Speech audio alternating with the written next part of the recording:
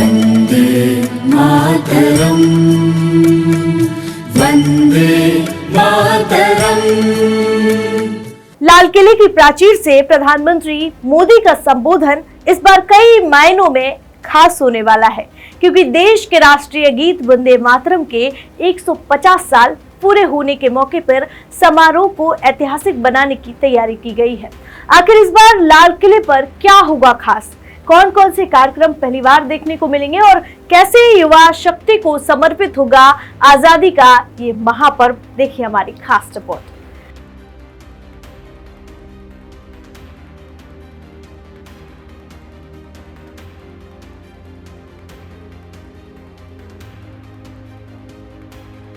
नमस्कार, मैं हूं आराधना नामदेव, आप देख रहे हैं वीके न्यूज।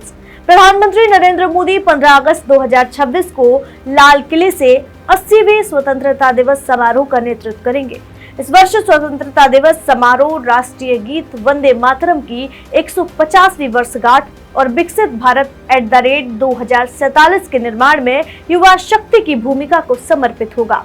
पहली बार लाल किले पर आयोजित स्वतंत्रता दिवस समारोह में वंदे मातरम की विशेष प्रस्तुति होगी। प्रधानमंत्री मोदी के लाल किले पहुंचने पर रक्षा मंत्री राजनाथ सिंह, रक्षा राज्य मंत्री संजय सेठ और रक्षा सचिव राजेश कुमार सिंह उनका स्वागत करेंगे। इसके बाद दिल्ली क्षेत्र के general officer commanding lieutenant general Rajesh Sethi प्रधानमंत्री को सलामी मंच तक ले जाएंगे, जहां तीनों सेनाओं और दिल्ली पुलिस की संयुक्त टुकड़ी उन्हें सामान्य सलामी देगी।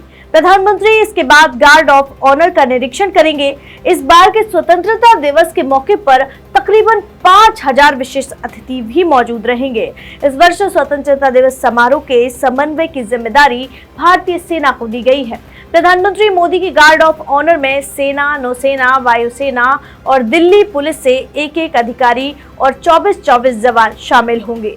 गार्ड ऑफ ऑनर की कमान लेफ्टिनेंट कर्नल अर्जुन सिंह संभालेंगे। गार्ड ऑफ ऑनर के निरीक्षण के बाद प्रधानमंत्री लाल किले की प्राचीर पर पहुंचेंगे। वहां chief of defence staff general NS राजा सुब्रमण्यम, वायुसेना प्रमुख air chief marshal AP Singh, नौसेना प्रमुख एडमिरल कृष्ण स्वामीनाथन और थल सेना प्रमुख जनरल धीरज सेठ समेत शीर्ष सैन्य अधिकारी उनका स्वागत करेंगे।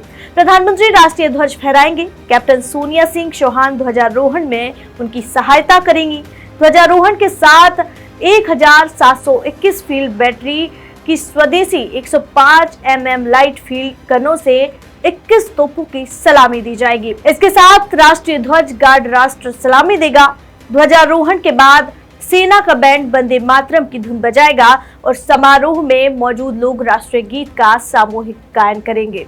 इसके बाद राष्ट्रगान होगा।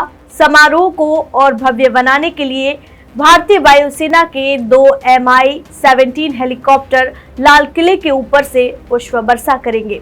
इनमें से एक हेलीकॉप्टर राष्ट्रीय ध्वज और दूसरा वंदे मातरम अंकित ध्वज लेकर उड़ान भरेगा। इसके बाद प्रधानमंत्री राष्ट्र को संबोधित करेंगे। इस वर्ष समारोह में युवाओं की विशेष भागीदारी रहेगी। प्रधानमंत्री के संबोधन के समापन पर राष्ट्रीय कैडेट कोर यानी NCC के कैडेट और मेरा भारत स्वयंसेवक वंदे मातरम और फिर राष्ट्रगान प्रस्तुत करेंगे।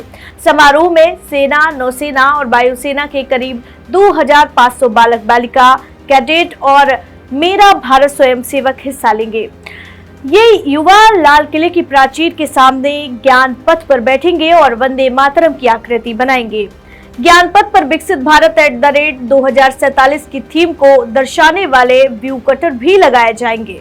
इस तरह 2026 का स्वतंत्रता दिवस समारोह देश की स्वतंत्रता की विरासत, राष्ट्रीय गीत की ऐतिहासिक यात्रा और 2047 के विकसित भारत के लक्ष्य में युवा पीढ़ी की ऊर्जा को एक साथ रेखांकित करेगा।